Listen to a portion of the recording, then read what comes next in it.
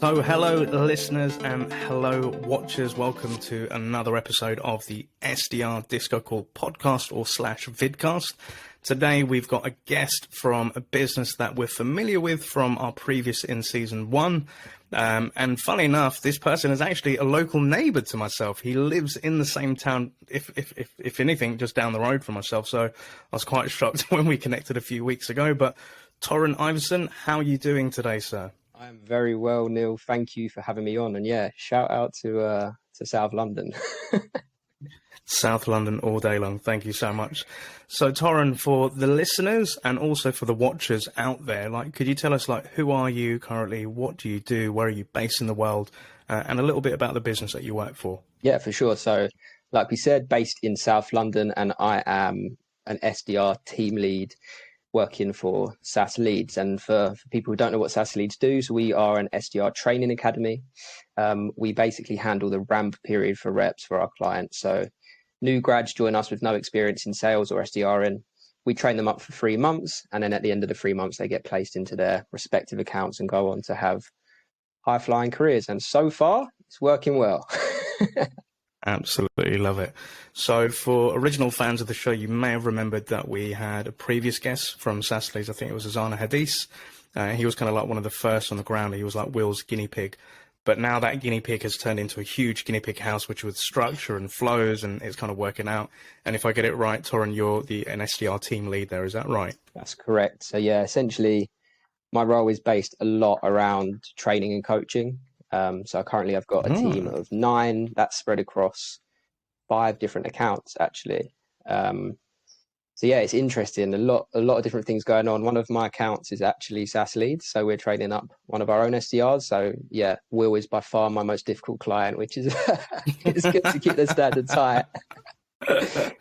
Absolutely love that. And shout outs to Will, big fan of SaaS Leads, and he's a help on this show. And yeah, if anything, you guys are absolutely smashing it. So it's great to have you on board on the show as well. But also for the listeners and watchers out there, Torrin, what do you normally do outside of sales? What are your kind of passions and hobbies and stuff? Because I think that's interesting to know as well. Yeah, so outside of sales, football is a big one. The other one is kind of a little bit, I suppose, different. Is Brazilian Jiu-Jitsu. Ooh, Brazilian Jiu-Jitsu. Like capoeira it's essentially the ground part of fighting. So if you're familiar with the UFC or cage fighting, whenever the fight goes to the ground and you see the submissions and things like that, that's what Jiu-Jitsu is. So it focuses on that. And I got into that when I was at university, actually. I got recommended to it by a friend, and it started off with the striking, so the stand-up punching and kicking, and the ground game. And we'll get into this more, but then when I was on the graduate scheme before I got into sales, I turned up to a couple of meetings and presentations I had to do with black eyes and stuff, and it wasn't a good look. So to the ground game stuff to try and avoid that as much as possible. Love it. I love it. Well, look, if I'm ever walking the mean streets of South London and I need a bit of help, I know who to call on. So, Torrin, thank you so much. But obviously for the listeners and watchers, what we can do with this show is add a nice visual element to it. So as a good SDR that I am, always do a little bit of homework before we bring our guests onto the show. And looking at your LinkedIn profile at the moment, we can see in the past you were a bachelor of law. You're studying law. You had a gig as a Formula One race coach at Let's Race. You had some management experience working at Lidl within retail. And then obviously back in September 2020, you joined the mothership, which is SaaSleads.io. So, Torrin, for the listeners and watchers out there, could you just please walk us through your SDR journey from the beginning of what was happening at uni to kind of how you got to where you are today, sir? Yeah, right back to uni. So, went to university, studied law, which is quite different from sales, but I think not too different. I may not have said that at the time, but now I'm in sales, I see a lot of similarities. And why I ever wanted to get into law actually come from the earliest memory of wanting to get into law was at school. I wasn't particularly badly behaved, but I was quite loud, perhaps a little bit argumentative. And I actually had an English teacher of mine tell me, you should be a barrister, because that's what barristers do. They argue. And at that time, I didn't even know what it was. So kind of was like, that's interesting. She described it to me as like a lawyer, and I was like, okay, fine. went away, sort of researched what a barrister was, what they did. And I think the thing that drew me into law was like the potential for earning, for money. So then kind of run with it from then. At that time, I did still have, I was playing a lot of football at that time, and I played to a relatively good standard. Kind of got to the point when I was about 16 where I was like, yeah, this probably isn't going to go as far as I'd like it to. So I started knuckling down a bit more with studying, was doing my A-levels, and then got into uni. And then it was a weird one because I never went into law. And I think the reasons for that was when I was at university, I got some work experience within solicitors' firms and barristers' chambers, as they call them, which is essentially a firm for barristers. And I didn't really love it. And then I think the real turning point was when I did what they call as a mini pupillage, which is essentially a week's worth of work experience at a barrister's chambers. Went in and I was there for 5 days, but 4 out of the 5 days court got adjourned. So I didn't see a case. I didn't hear anything interesting other than one day. And I remember like, I was quite young. I was probably 18. I remember asking like, does this happen often? Like, and the barristers were like, this happens probably more than you'd imagine. And they're self-employed, so they don't get, you know, their court appearance fee or whatever that might be. They just get a base, or I think they get remunerated in some way by the chambers, depending on the agreement, but the money wasn't great. And then, so I was kind of having doubts throughout that week. And then on the last day, I got really, really lucky. So I actually, the way I got the pupillage was because I knew, or the mini pupillage, I should say, I knew their head clerk, which is essentially the head administrator. And he put me with the head of chambers, which is kind of equal to what would be like a CEO of the chambers. Yeah. This guy was like such a nice guy, really intelligent. He was in his late 60s, still working. We went to a case again, court got adjourned, and I was just chatting to him, and I remember him sort of talking me through his daily routine. And he was up every morning at 5:30, out the door by 6. And he told me, other than on a Friday, he never gets home earlier than sort of 8:30, 8:45. And I thought, like, as a young man, fair, I can understand. But at that age with kids and grandkids, I just thought, that's not really the life for me. And I kind of dug a bit deeper there and sort of asked him, was it always like that? And, you know, do you think it was worth it, sort of thing? And he said to me, he spent the first 10 years of his career arguing over parking fines and motoring offences and nothing really interesting. And then later on, he kind of reaped the rewards of that. But he sort of said, I think you should consider that, you know, as glamorous of an industry as it's painted out to be, the reality of it is not always the case. Yeah. And that was really eye-opening. And granted, I actually got to sit in on a client meeting of his, and he was quoting some lady. She was divorcing like an oil tycoon out in Russia, and he quoted her something crazy like 850 pounds an hour. Wow. And that included like his work he had to do at home, so like research and everything. And I was like, wow, that's big money. But me being me, super impatient, I was like, I'm not waiting 40 years for that. So I think the decision was kind of made then, which was sort of at the end of my first year of uni. And then I was kind of left in this place of like, okay, so what should I do? And yeah, so the next 2 years of uni kind of just like plodded along, wasn't sure what to do.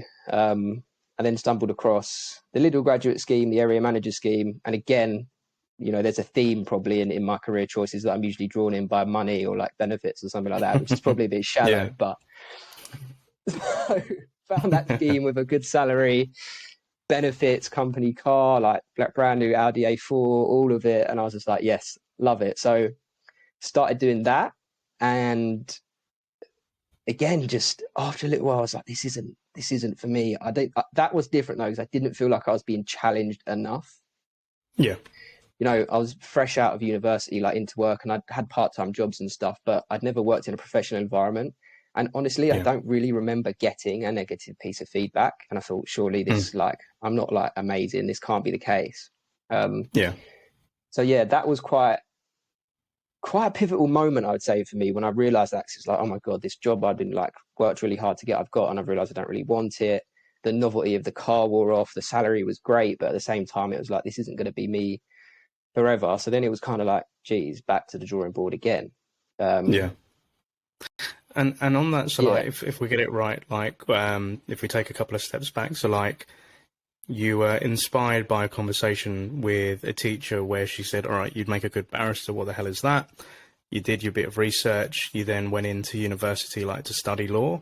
You had the opportunity, as you said, it was a mini pupillage. So you was able to see, okay, what is that working environment like? Like what happens in the real world? And then you come across a gentleman that had been doing the job for a number of years, and he kind of gave you the real deal as to, okay, this is what reality is really like in terms of my time, where I go, kind of the earning potential, but you know, it's not all the glitz and glamour that may be made out on TV, etc. And again, you kind of came to that realization, okay, maybe this isn't for me. So you thought you'd try something else. But there was an interesting piece that you mentioned, Torrin, with before us going into the little piece of this element of stage fright, and like something that kind of, you know, you came across as an experience whilst at uni. What was that piece about, sir? Yeah, so I mean, that's a really interesting piece, and actually dovetails well into eventually getting into sales. So one of the other big problems why it was something I knew I'd overcome, but one of my hesitations about getting into law is because I had stage fright so badly. Yeah. So badly. And I always had it from young. And doing a law degree, it's not the degree to be doing with stage. Yeah. Because so much of it is speaking. So I was kind of like, okay, fine. Let me fix this. So they used to do extracurricular classes that were called advocacy lessons and then mooting lessons. And what mooting is essentially a mock courtroom trial kind of like thing where you do your prep beforehand, you come in, you actually argue a real case that may have been argued in the past, and you present your arguments against the opposition and to a judge like you would in a real court scenario. And I was like, that sounds fun. So let me do that. First session, I'm about 3 weeks into university at this point. We turn up, it's quite a popular session, and it's actually run by students at this point. So we go in, and the first session is like, right, you know, icebreaker, you're new, you've got to get up on the stage, you've got to do something like in the first session. So we're like, okay, cool. And I get paired off against what was actually my girlfriend at the time. Oh, wow. And we had to argue against each other. The topic was, what's more important, love or money? Ooh. Yeah. All right. This is interesting. All right. This is interesting. Please dive into it, sir. And I had to argue money. So already I'm probably thinking, yeah, money's not more important. But I was like, how can I swing this? So I'm bricking it at this point, Neil, honestly. Like, I'm like, oh my God. And I think they knew we were a couple as well, so they'd done it on purpose. And I'll preface this by saying, and I knew this as well, she was like a natural public speaker, like so good, could have the room laughing, just had that, you know, those people who just have that element of control straight away. That charisma. That's it. Comfortable with stage presence, right? That's it. Yeah, exactly. Yeah. Comfortable with hand gestures. She could crack a joke and it wasn't awkward. She would smile, she would laugh. And I knew all this because I'd seen her do it before, and I thought, oh no, this is going to go bad. Yeah. Anyway, so I have to go first for a minute. I have to argue that money's more important than love. And then I'm blabbering on and I'm facing her. And there's probably about between, I'd say, 60 to 80 people in this room watching. All of them second and third year law students, obviously all good at speaking on their feet. Yeah. So feeling massively under pressure. I'm shaking, I'm sweating, my voice is going, I'm stuttering, I'm having like, my mind's fogging, I'm getting blanks. But anyway, I get through the minute and I kind of like, okay, maybe that wasn't as bad as I thought. Anyway, she gets her minute. First thing she does is turns, faces the room, arms open, chatting to everyone, cracking jokes. Frankly, absolutely annihilates me. And then at the end of the session, like once we're done, the guy who's running it, he's a student, and you know, bless him, I don't really think he knew what he was doing or the effect of what he would say had, but he grilled me in front of everyone.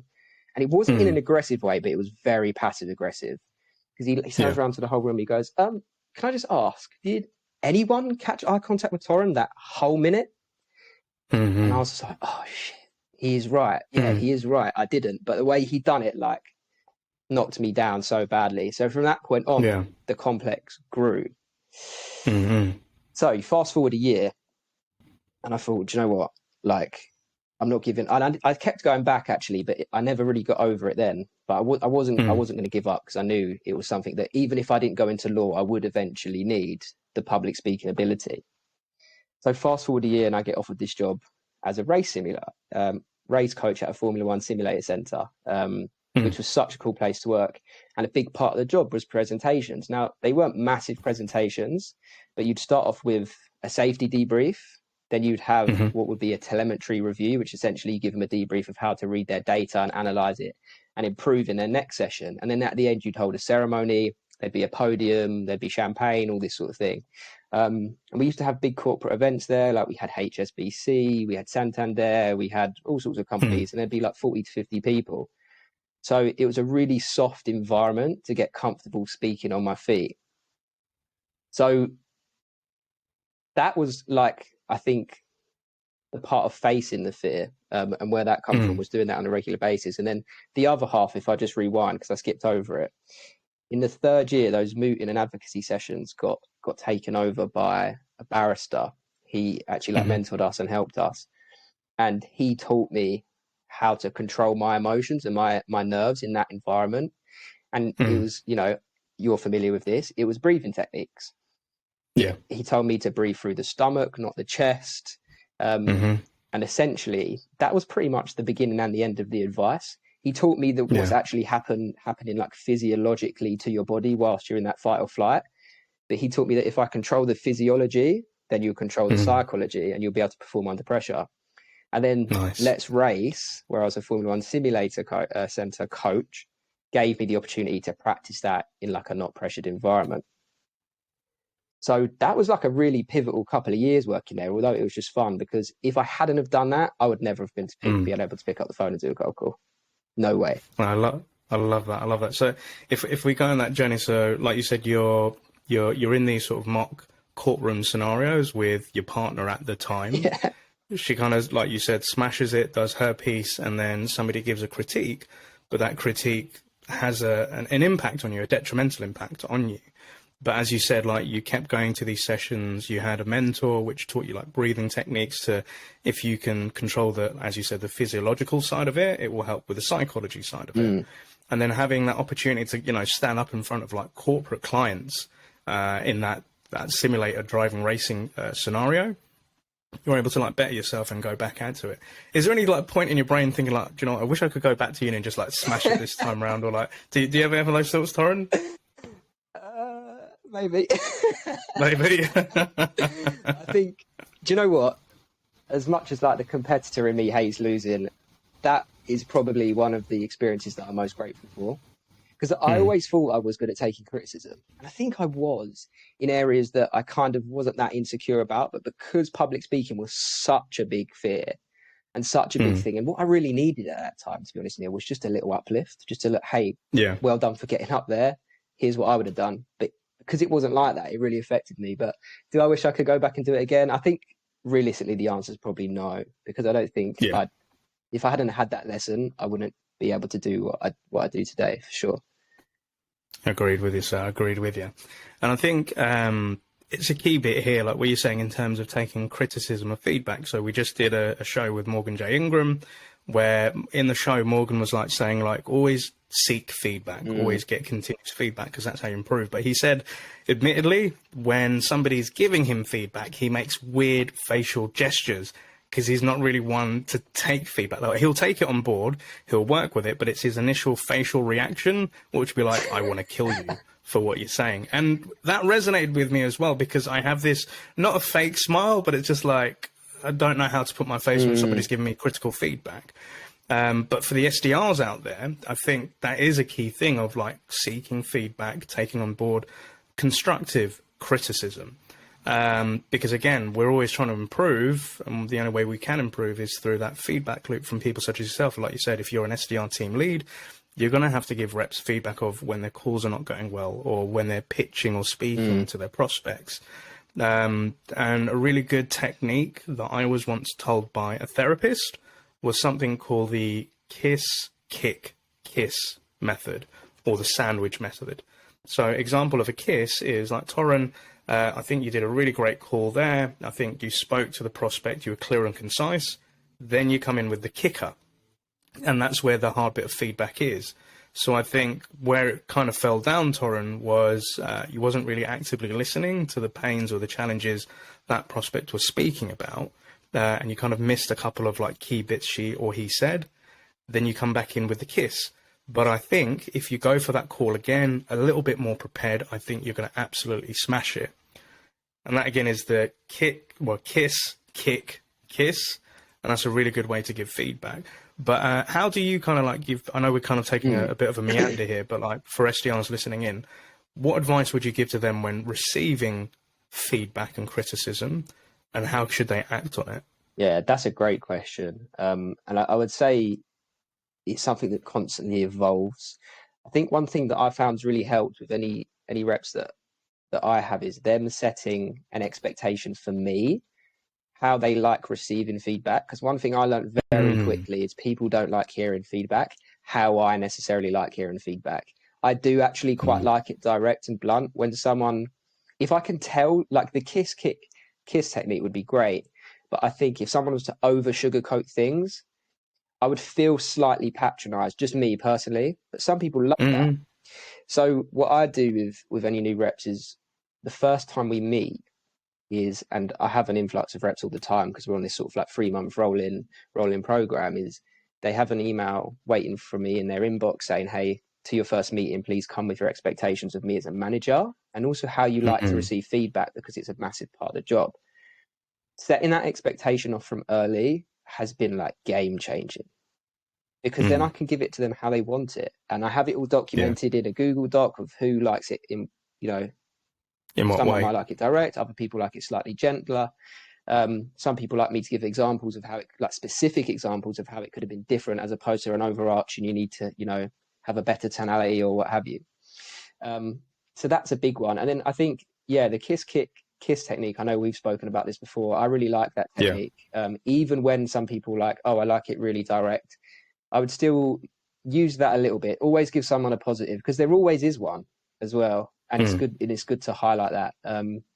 It's very easy to fall into the trap of constantly just telling them what they need to improve on. And I think there becomes a point where that book actually has a negative effect, but now you're just damaging confidence. So I hope that answers your question. 100%. I really love that, dude. Like, ask your team how they like to receive feedback versus as to how you would normally give it, because everybody takes things on board differently, right? Everybody is built differently. So I think that's a super powerful, great tip there. And I love that bit of that email waiting in their inbox as to come to our first like one-to-one with your expectations and how you like to have that feedback. And you're kind of making an upfront contract with your team member as to how things are going to run moving forward. And I think that's a great bit of advice. Then like the kiss, kiss, I have to remember that, KK, sounds weird, KKK.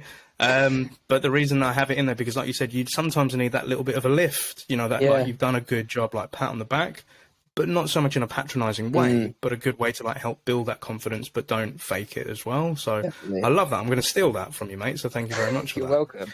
I would say as well to any SDRs listening as well, if your manager hasn't done that, and one thing we actually promote with our new reps is that although they have their expectations from me and with me, because they're also working with an external account who hopefully they'll get a job at the end of the 3 months, one of the tasks we set them in week 2 is for them to actually write a little email or, book a meeting to discuss your ways of working.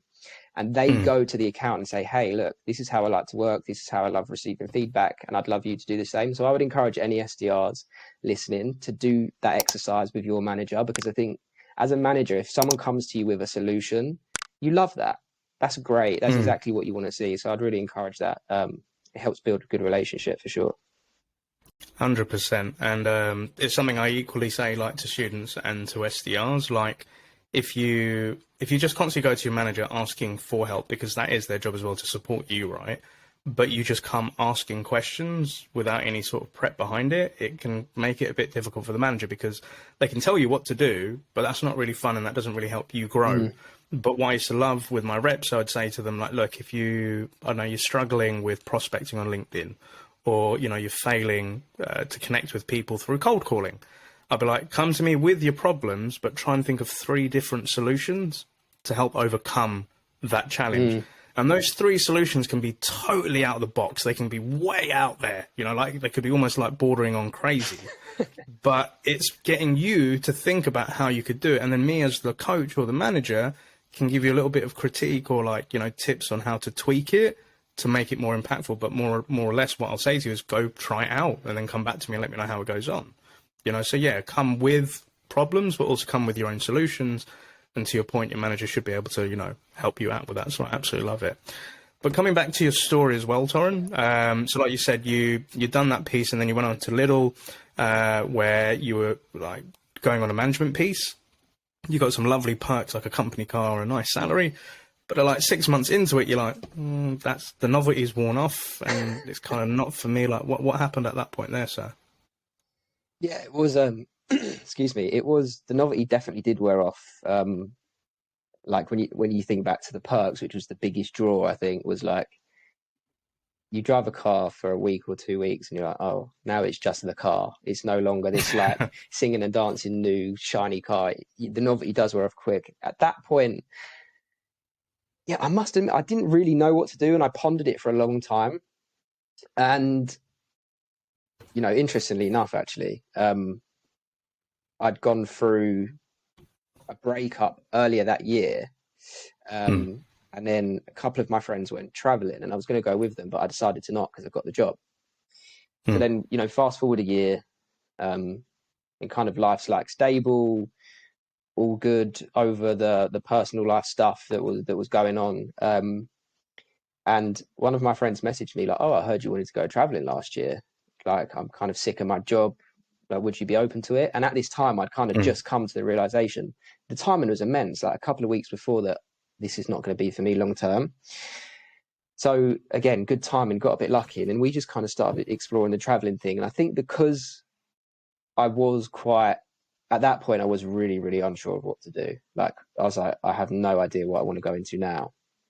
I was like, right, let's do it. Committed to it. Started putting money away. Booked our first flight, a one-way ticket to New Delhi, India. Love it. Some great stories from New Delhi. And yeah, and then about 3 months before we were leaving, so, you know, I decided I was leaving Lidl at this point. Actually did learn a lot there now when I look back. I think, again, going back to the stage fright piece, that was probably where I really realized I'd got over that, because I'd done some presentations to my regional director and his like board or his senior team. And if I do say so myself, like smashed it. I felt so comfortable as well. So for me, that was like a really big moment. I was like, wow, like in a pressurized environment for the first time, I really enjoyed that, loved doing it. And now I actually get like a buzz from presenting. But anyway, I digress. So we go back and we've committed, we're about 3 months out from leaving to go traveling. And I have a friend who had recently got into tech sales. And it was a friend from uni, and he'd been quiet for about 3-4 months, you know, in his ramp of time, wasn't saying much about the role. I think he had a couple of months where he was struggling. And then about 6 months in, he just started flying. And he was on the blower to me every day. He's like, you love this job, you need to get on it. Like, I'm earning this much, I'm doing this, I'm going to Germany next week. This is obviously all pre-pandemic. Telling me about all these amazing things he's doing and people he's meeting. And like, to be honest, he did just like, he'd sold me before I'd even left. So then, decided to go traveling, still wanted to go and like do that sort of thing. And just, I suppose it's quite cliche, go and find yourself. Yeah, no, it's right. That's a lot of people. Like, we've had a lot of guests that, you know, they've gone to university, they've had a couple of jobs, and they've come to that point where they're like, I don't really know where I want to go and where my career is, so I'm going to go explore the world and then find myself within that. And by the sounds of it, you had a friend who, you know, was throwing you the early rope of that tech life and giving you a bit of insight into it. But as you said, like, you went out to like Southeast Asia, you went out to Delhi. Like, what was going on whilst you was out there? And like, I think, as you mentioned when we had our chat a few weeks ago, like just before COVID, and like, what was going on there? Yeah, I think when we was in Southeast Asia, we was just like pure fun mode. Like, we was just living it up as much as we could. So we done that. We done India, Thailand, Vietnam, which, by the way, amazing. Like, if anyone ever gets a chance to go, that was my favorite destination. We done Singapore, and then we done Indonesia, so like Bali and the surrounding islands. Great fun. And then we went on to Australia. Now, Australia was always kind of the goal, to kind of be a bit more settled, a bit more serious, get a place, settle down in Sydney, find some work. But actually at that time when we were just going over there was when, I don't know if you remember, the forest fires were happening in Australia. Yeah. And it was crazy. Like, it was so bad. Then the forest fires ended, and about a week later they had these like insane floods off the back of it. And when you first get to Australia, like, the only jobs you can really get in your first year visa is kind of construction jobs, because you can't work at the same company for more than 6 months, and you have to do 3 months farm work to get your second year visa, where then you can kind of start having conversations around sponsorship. Anyway, so we're struggling to get jobs in construction because of, like, the construction industry was at a halt because of the fires and the floods and the rest of it. So we're kind of just floating around doing our thing, but it's expensive out there and money's dwindling quite fast.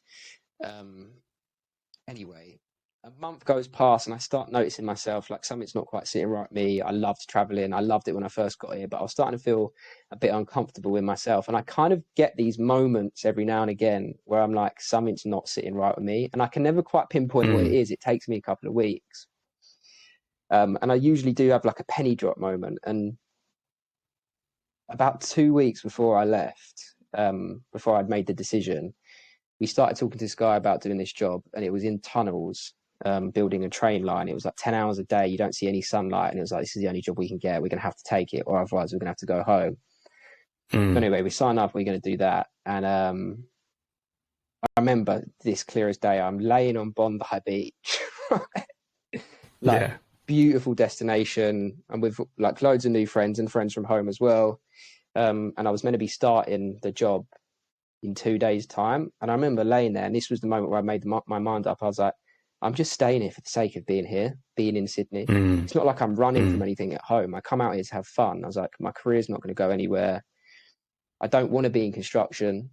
I knew I wanted to be in sales. I couldn't get a sales job there because of the visa thing. And I literally just was laying there with all my friends. And I remember thinking, I'm going home. Like, I decided in my head, I'm gonna go home. So anyway, had that kind of weird moment, went back that night, booked my flight, told my friends. 2 days later, up and left. What was their reaction like when like you said, like sometimes you have these moments where, something's not right within yourself, and it takes maybe a couple of weeks for it to bubble to the surface, like to your head, rationalize it and think like, dang, this isn't, nah, do you know what? I need to make another move. Like, and then you say to your friends, right, I'm off, see you later, good day. What was the reaction like from your friends, and like, how did you explain it to them? Yeah, it's a good question. I mean, I always say with difficult conversations and stuff like that, like the best way to say it is just to say it. So I remember after I booked my flight, I was downstairs in the lobby of the hostel we were staying at, and I called them downstairs, and I think they'd known I hadn't been myself. In fact, actually a lot of people who'd known me from people in Asia, like in Australia, and then also my friends from home who'd come with me. There's only 3 of us. Like, they'd all said like, wow, you're really not yourself. I told them, and we're very close, me and my group of friends from home. So it was quite an emotional conversation. There may have been some tears. Yeah. Which I guess was nice. Real, right? Yeah, for sure, man, for sure. Especially from like, because, when we went out there, the goal was to stay there, like for 2-3 years, live together, get a house, and like do us kind of thing as a free. So I kind of rocked the boat a little bit, but it was the right decision for me. So it was quite an emotional night, actually. And then the last week we just had it off. Like, before I was ready to go. So just partied it out. Yeah. All the money we were saving, we were like, oh, forget that. So yeah, it was quite an emotional conversation, really. So if we kind of like rewind and recap on that a little bit, so like if we go kind of back to like Lidl, you had like a job which was an element of pressure in a professional like environment. You're able to do that public speaking, you're able to do presentations, you kind of like overcome a challenge for yourself, but it was a milestone in your career. And then when you overcame that milestone, you then realize, okay, this isn't where I want to be. Similarly to like how you was going with law.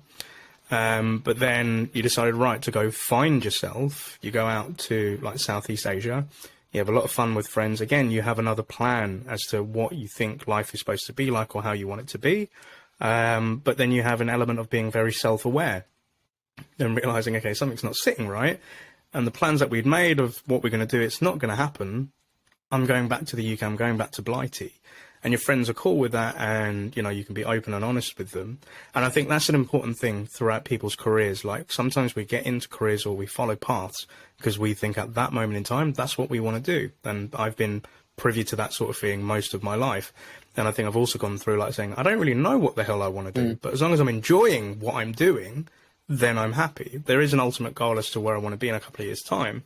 But I think that's a really mature thing to do, and also come to that realization and have that friend and support network around you to understand that. So my question is, like, you're deciding to come back to the UK, kind of what happened from there, like after you pack your bags and you have your party, what happens on UK shores? Yeah, so, you know, to be honest, before I'd even left, I was like, right, like, I'm going for it. I'm going tech sales. That's what I want to do. So before I'd even left Sydney, I'm starting to apply for jobs. And then I have interviews the day I land. I landed at 6 in the morning after a 24-hour flight. I'm up to central London. I'm at assessment centres. Might not have been the best idea, but yeah, I'm at assessment centres that week. Like, done all, like, I guess you could call the famous SDR assessment centres with all the relevant companies. At the end of that week, I get placed at Perkbox, which is funny how it comes full circle, because that's where Will started. Super excited about that.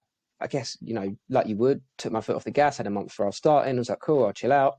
And then COVID was really starting to, like, you know, gain momentum. Become a reality. Yeah, it was. Yeah. People were starting to wear masks a bit on the train. Some weren't, some were. People, you know, my start date was 23rd of March.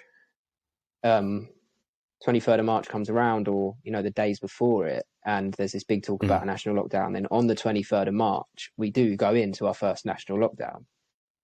So start date gets postponed by a month to see if we can figure this out remotely or what have you. And then about 2 weeks after that, get the dreaded phone call that I think I kind of knew was coming. That, you know, we're having to furlough half of our sales team. We can't bring on anyone new right now. We can't furlough you because you haven't been in the business long enough, so you don't meet the requirements. So, like, and I was tight with money as well at this point, Neil. Like, that last week, when I say I hit zero or beyond, like student overdraft, I'd gone for it. So money's really tight, and then the rug just kind of gets pulled out from under me, and it's like, I have no idea what to do now. So carry on trying to apply for SDR roles, but I don't know if you remember, at that time the job market was tough. So actually had to bite the bullet. Call up my old area manager, who's like I was really close with at Lidl, which, again, this is the power of your network and why it's so important to build good relationships. And if you do leave somewhere, never sever ties, because I told myself I was never going back, but boy, I needed them. So I called him up. He was like, no questions asked, come back. Assistant store manager, like, good money. So I was there for like 4 or 5 months over the pandemic when it was all crazy. Then, like, the job market had started to heat up a bit again. Started applying for some SDR roles. Actually got introduced to Will via one of Will's first ever accounts. So I actually met the account first. He, like, self-admittedly didn't have the expertise to train an SDR. He found Will, and then Will introduced me to Will, and then I started training with Will in September, going through the academy. And yeah, that's how I got to sort of where I am now. Love it.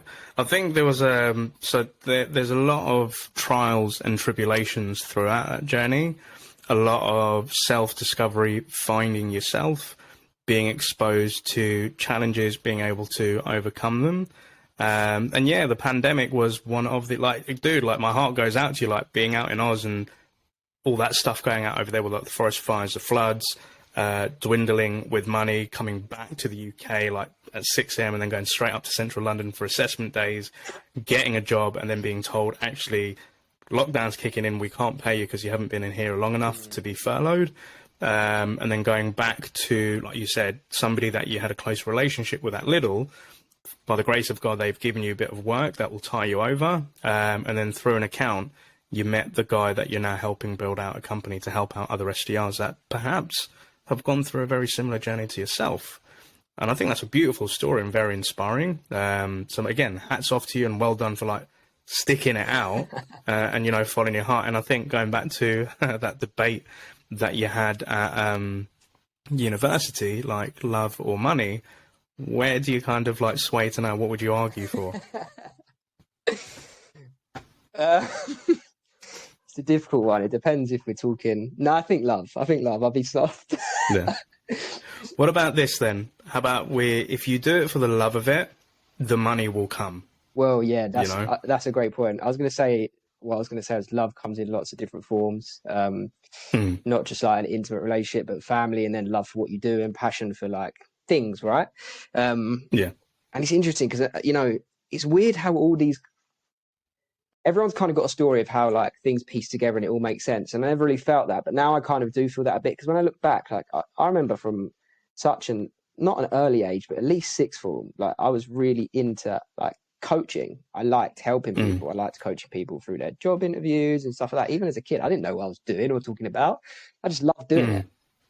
And now I'm in a role where I'm doing sales. So I'm learning the skills that I wanted to learn. Like I'm always speaking to people, which I think is important, and I'm getting to coach people on a daily basis and like watch them go from an SDR with no experience to the beginning to like, man, some of the guys that come out the other end after 3 months is like, they're different people, like, honestly. And I think I was as well coming out the other end. It's like a steep learning curve. But all the little parts of the journey where it didn't quite go wrong, and I kind of followed my gut a lot. And I think I did, some people would tell me I made some rash decisions in leaving like a secure job and stuff like that. But I think when I look back on them, I don't regret a single one, because I wouldn't be doing what I do now. And the reward of seeing someone go from nothing to like a function SDR earning good money is like way more than I would have got anywhere else. I absolutely love that, dude. And it does highly resonate with me, because I think when I used to do sales and I earned that commission and, there's a life to it as well, it didn't really bring me that much satisfaction.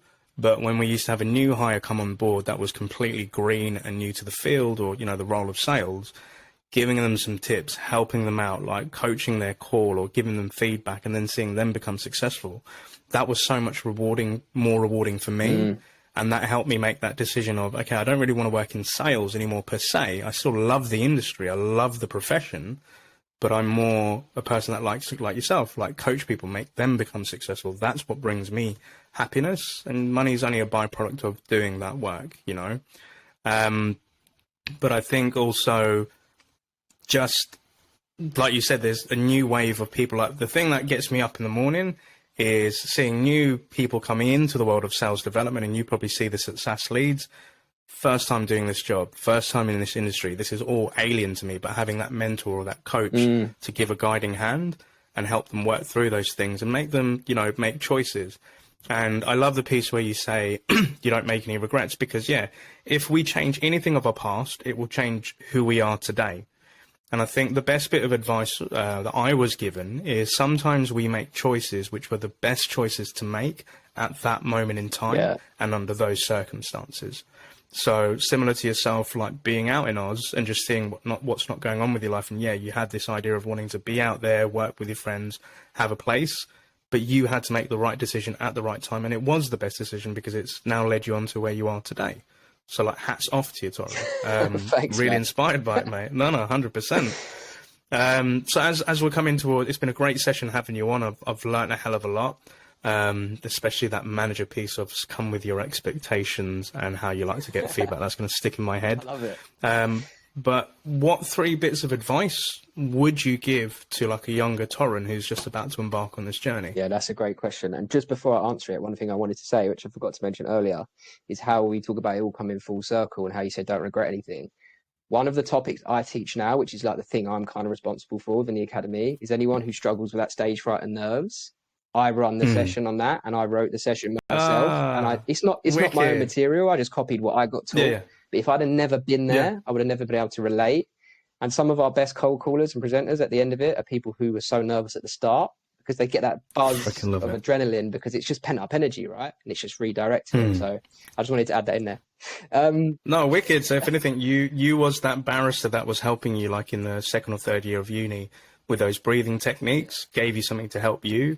Now you're that person within SaaS Leads to help people that have that stage fright.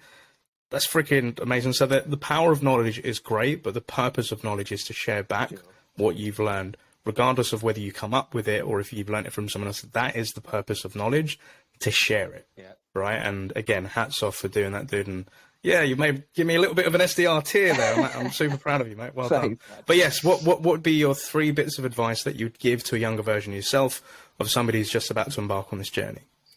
3 bits of advice. I think the first thing would be is when you feel most scared, jump. And when I did some co-steering in Vietnam, and I remember in the safety briefing, that's what he said. When you're up the top of the cliff, when you're most scared, jump, and you get the biggest thrill. And I think in sales, it's so relevant because you're like your first cold call, you're so scared. Just do it, jump. Like first podcast appearance, that like if that opportunity comes up, jump. Promotion, you might be a bit too early to take. Just jump, just do it. Start saying yes more, and magic things will start happening. The other one I would say, and this comes from my Brazilian jiu-jitsu background, is always be a white belt. And what that means is always be a beginner. I do see quite often people get a few months in, they start like booking loads of meetings, and all of a sudden they're too good for training and coaching. And then, you know, 6 weeks down the line, it starts to dry up, and then they come back like, hey, help. Whereas they didn't want it a little bit earlier. Always be a white belt, always be learning, you know, like I'm still learning every day, and I'm teaching, right? There's still loads I don't know. So that's a big one. And then the last one, and I think this is by far, I think personally, the most important one, not even just for STRM, but anything. And it's that it's better to be consistently good and inconsistently perfect. This is a marathon, not a sprint, like in the SDR world. You've got to keep yourself going. It's a tough job. And some days you're not going to be perfect. Your best isn't always there. But if you can just try and be consistently good, keep filling the pipeline, keep making the calls, keep sending the emails, keep learning, you know, lots of little things add up to a big thing. So those would be my 3 bits of advice for you. Solid bits of advice, Torrin. Absolutely love that. So 100% agree. You should do something you should at least every day do one thing that scares the bejesus out of you. Yeah, man. Because that's when you know you're living versus surviving. For sure. So, and again, to overcome those fears is to face them, right? The white belt analogy, I love it. It's something we also call like beginner's mind, where you go into it as if you're still a newbie, and that way you're still curious about it, you're still excited about it, versus thinking, yeah, I know everything. Like with me, every time I do a podcast, every time I do like a HappySelling session, every time, you know, I meet a sales veteran, I'm always going in as if I'm still a brand new SDR and I'm wanting to learn. And yeah, 100% consistency is key, you know, like not every day is going to be sunshine and roses, but it's that want to keep going and just to keep hitting it day after day after day will compound into bigger, better things. And to yourself, like initially it was like the money, that was what was drawing you there. And then over time, it was like the passion of what you want to do and kind of what makes you happy and makes you feel proud of yourself. And I think you've got there. Well done, mate. And I'm really looking forward to like how the next 8 months are going to be for yourself at SaaS Leads. And you're helping out the next wave generation of sales development reps. So it's even a bigger, higher salute to you, dude. I'm really proud of that. And are there any shout outs that you'd like to give on today's show, Torrin? Oh, there's loads, but I think I've got to shout out the SaaS Leads team. Big shout out goes to Will Conan for sure for taking a chance. And then the people I got around me, Leif Aziz, Azana Hadis, Trevin, Chris, everyone who's around us at SaaS Leads, George, awesome team, love being part of it, and just some great people to learn from. And then all the reps that are in the academy as well, they're smashing it and grinding every day. So shout out to them too. Shout out to you for inviting me on. Thank you. So I'm just the fan. I'm just spectating here, but that's a lot of hashtag sales love and really appreciate it. Well, Torrin and listeners and watchers, thank you so much for joining and catching us on today's session. We'd love to have you back in the future, Torrin. And if anybody has any sort of SDR questions or wants to come to you to ask some advice, what's the best way to get in touch with you? Yeah, LinkedIn, Torrin Iverson. You find me easy enough. There's not that many Torrin Iverson. So yeah, feel free to connect. Ping me over a message. If you ping me a voice note, that's double points. I love voice notes. But yeah, feel free. 100% agree. 100% agree. So make sure that we'll put your LinkedIn profile in the show notes in the description below. But Torrin, absolute pleasure to have you on, and I wish you a great week. And as we're local lads, we are going to be meeting up soon for a pint. And I look forward to that as well, meeting you face to face. But have a great week, sir, and happy selling. Happy selling. Thanks for having me on, man. Thank you.